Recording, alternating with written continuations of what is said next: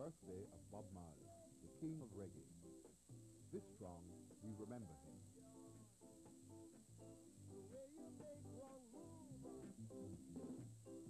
Bob Marley was the preeminent black man in the last third of the 20th century. I think he was the greatest men, period, of the 20th century. I know with every exposed nerve ending in my body that 200 or 300 years from now, if there are still people on this planet, they will still know the name Bob Marley and they will still sing his songs because his songs were the new psalms. I am a disciple of Bob Marley, you know. I love his philosophy, I love the person, you know.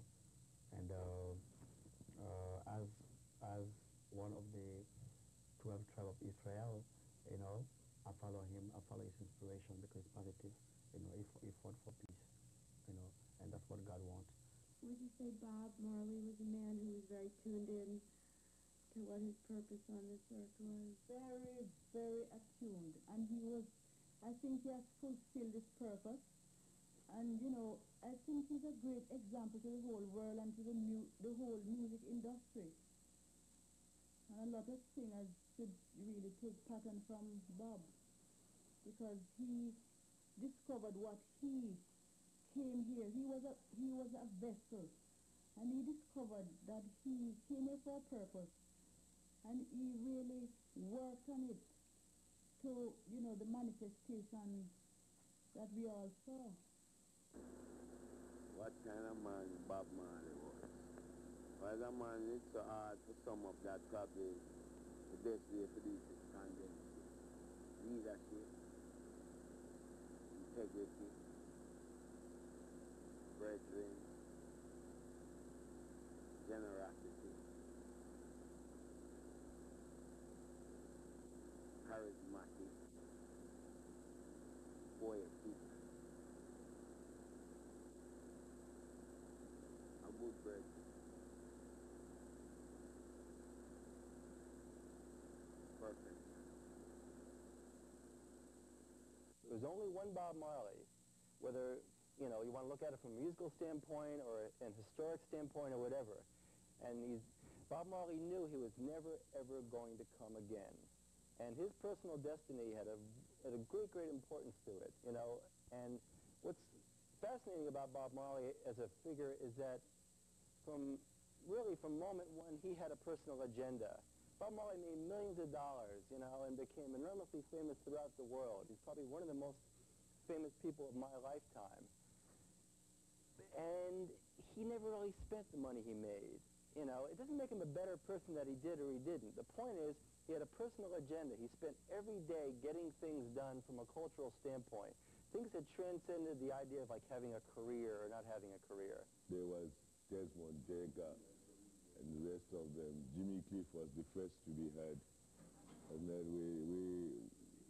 we didn't know nothing about Marley. And later we heard about Marley. And that's when I actually listened to his music and found out that the message within the music was very strong. And I said, well, where was this man when we were listening to all this rubbish? I humbly accept the fact that I was able to do backup singing for the king of reggae, and a messenger sent by the Almighty God. I am really privileged to know that I had that opportunity of working with Bob. And I knew one day that I would have gotten the chance to go out there on my own as a soloist, because I started as a soloist, but I didn't know how it would happen. I'm very sorry to know that the way it happened is that Bob is not physically here anymore, but he has made it possible for us to continue his work that we have started with him.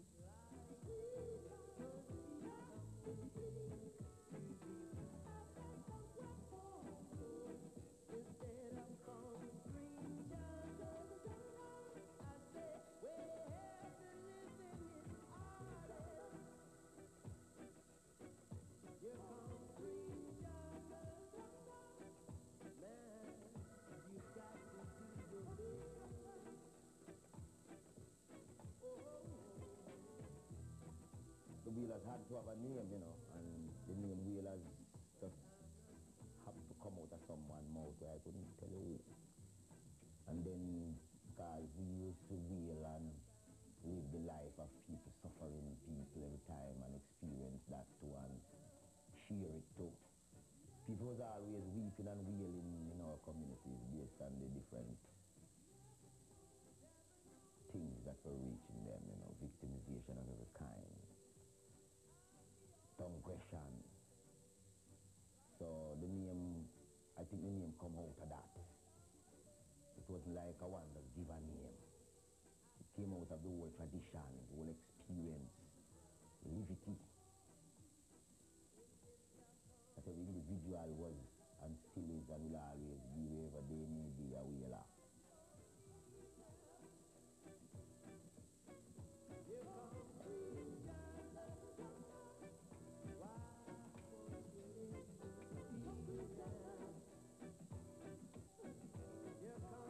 Review in Rolling Stone of the Catch a Fire album sounded interesting.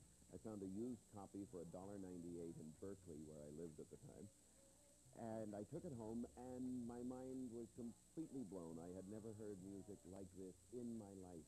And I remember for 3 weeks, my roommate, British photographer named Tim Page, and I just played this record over and over and over. The only time we would go to the turntable would be to flip Catch a Fire over to the other side.